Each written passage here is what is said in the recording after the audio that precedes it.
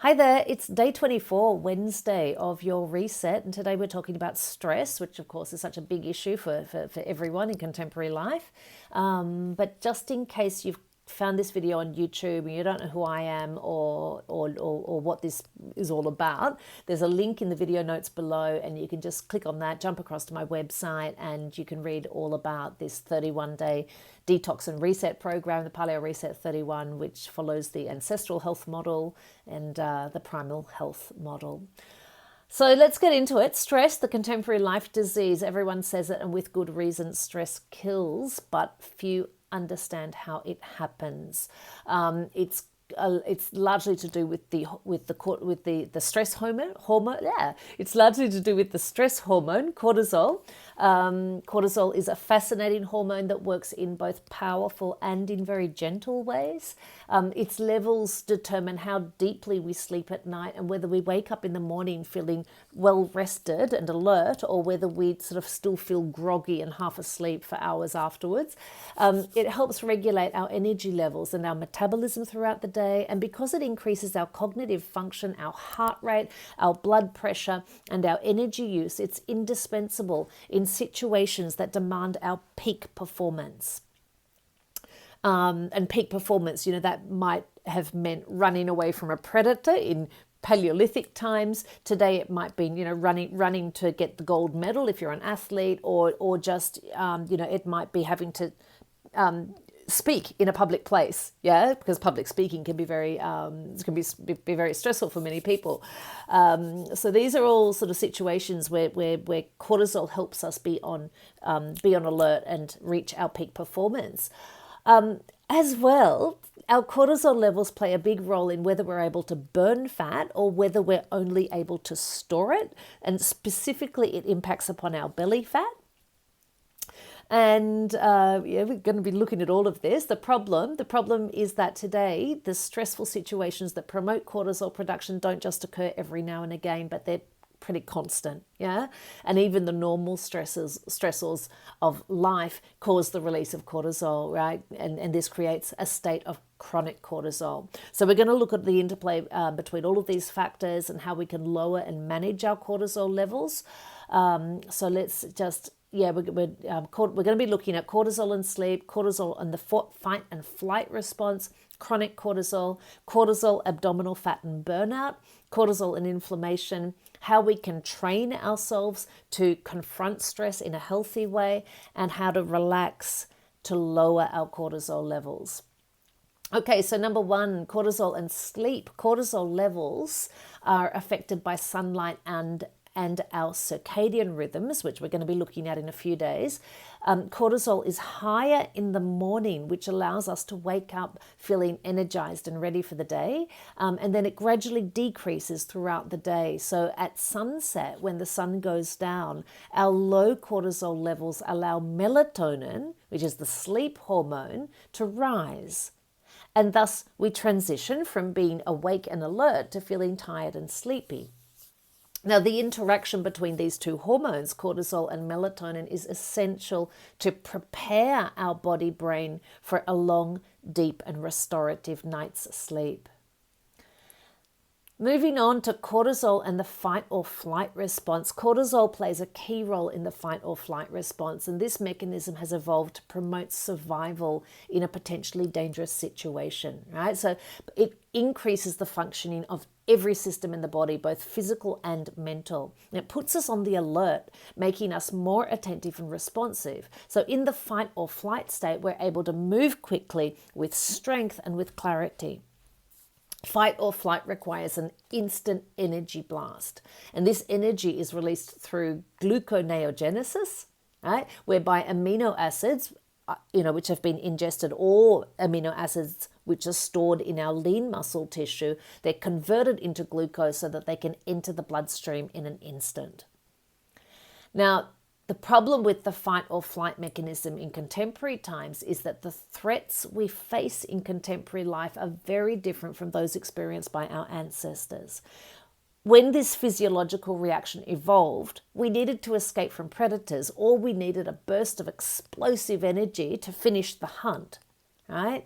But now we're subject to situations that are not life or death, but which the body-brain interprets as high stress. So examples of situations that can cause a release of cortisol include a really hectic day at work, a wedding day, the death of a loved one, when we have an argument, a heated argument with someone, running to catch a train or a bus, traffic jams, speaking in public, exams, and physical exercise. So, chronic cortisol. If the fight or flight state is activated too often, for too long, and with insufficient time for rest and recovery, it results in a state of chronically elevated cortisol, and this is not a good thing. Chronically elevated cortisol suppresses the immune function. It suppresses the production of adaptive hormones. It has a catabolic or destructive effect on muscle tissue. It promotes fat storage, especially in the abdominal region. And it increases appetite by affecting the appetite hormone, leptin. It causes hypertension. And the gluconeogenesis can create cravings for sugar and induce hyperglycemia. Hyperglycemia. Not sure how you pronounce that. Okay, so elevated cortisol, abdominal fat, and burnout. The relationship between elevated cortisol and abdominal fat is ingrained in our DNA. When confronted with a fight or flight situation, the body-brain thinks, whoa, that was scary. I better store as much energy as I can in case it happens again tomorrow. And the cortisol receptors that promote fat storage are more concentrated in the abdomen. And so the fat increases right there. Yeah, so you can sort of look around at people when you're out doing the shopping, out and about, living your life, and just look around and look at people's physical form and have a little bit of a think as to whether they may be suffering from chronic cortisol. Remember that our genes respond to protect us in the here and now, regardless of the long-term consequences. And so this is great if we only receive the signals to store a little bit of extra energy, every now and again, like when we do a sprint every 10 days or every 2 weeks. But it's a whole different story when the cortisol is constantly high because of chronic stress. The state of physical and emotional exhaustion, the state of physical and emotional exhaustion, known as burnout, occurs when our hormone production fails to keep up with the chronic stress. And we don't want that. Okay. Cortisol and inflammation. In addition, as a part of the fight or flight response, the body activates a rapid repair process so that all of our tissues and organs are ready for another high-stress situation. And of course, inflammation, as we know now, is the body's way of creating the conditions for repair. Thus, chronic cortisol promotes chronic systemic inflammation. Okay, what can we do about all of this? Okay, we can train. We can actually do training to combat daily stressors in a healthy way. The fight or flight response needs to be managed in accordance with our genetic expectations, right? Intermittent, brief, and high-intensity stress intermittent, brief, and high-intensity stress stimuli, are healthy. With enough rest and recovery between events, they make us resistant to stress in the future. So the primal exercise recommendations, the primal physical exercise recommendations that you're following as you work your way through this program, they're actually ideal for training the body-brain to combat stress, right? The primal essential movements, the PEMs, and sprints prepare us for situations in which we really, truly require a burst of cortisol. But we can also build resistance for psychological stress through reframing our perception of stressful situations, right? And so a classical example of perception reprogramming is the practice of public speaking. right? An experienced speaker is cool and composed in front of a crowd, but a beginner will be trembling from head to toe as he walks onto the stage. Through practice, the body-brain learns that the situation of speaking in public is neither terrifying nor a threat. And over time, right, in similar situations, will respond to that event with calm and with confidence. So you can think about your own cortisol response when just by observing your behavior when you're out driving in your car. How do you respond when you encounter traffic problems? Do you respond with anger and frustration, which is a bit of a sign of cortisol, or do you respond with patience and empathy for the other drivers on the road? Yeah, so that's sort of a little bit of an indication as to what's going on with your cortisol response. And number 7, how to relax and lower cortisol levels. When we've experienced a stressful situation, both physically and psychologically, it's a very good idea to practice relaxation techniques as soon as possible so as to not prolong the cortisol production. Right? And so practices that are really simple and really efficient include breathing exercises, deep breathe, just sort of observing and creating a regular breathing rate, yoga, meditation, lying in the sun. Sun's really good for lowering cortisol levels. Giving and receiving a big hug, and repeating positive affirmations. And all of these will facilitate a quick transition to a calm, parasympathetic disposition.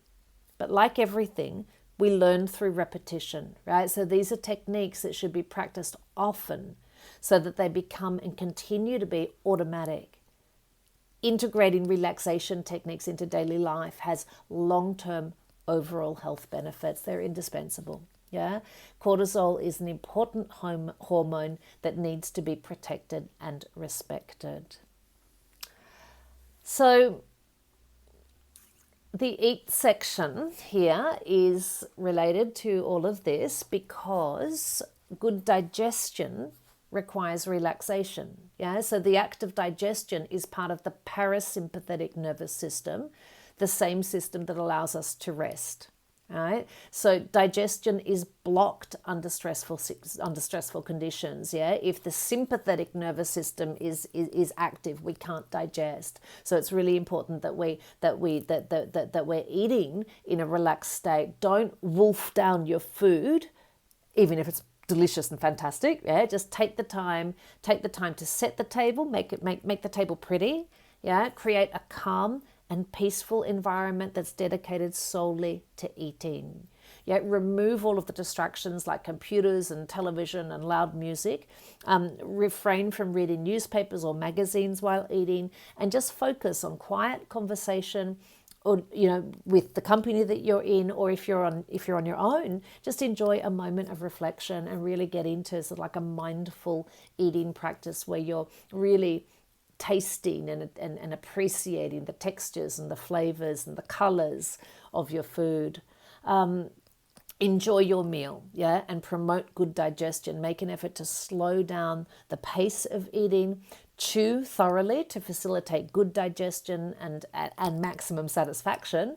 They say that chewing like 20 to 30 times allows the saliva to lubricate food and facilitate an easy passage through the esophagus. And then the enzymes in the saliva actually initiate the breakdown of macronutrients for effective digestion in the stomach. So remember that food only tastes good while it's in your mouth. Take the time while you're eating it. Enjoy all of those tastes and flavors and consistencies, and allow the digestive process to sort of to start while the food is actually in your mouth. Okay, so your movement recommendation for today is a bit of easy aerobic exercise. There's your the motivation exercise is really nice today. This is all about positive affirmations. This is all about getting into the habit of thinking positively, and that lowers our stress levels. So the motivation exercise for today in your diary, make a list of all the ways that you like to move your body, whether it's through exercise or physical affection, playing with the dog, dancing, climbing a tree, whatever. Just make a list of all those things that make you feel good physically. Okay, that's it for today. Breathe deep and expand those lungs, and I will see you tomorrow. Bye.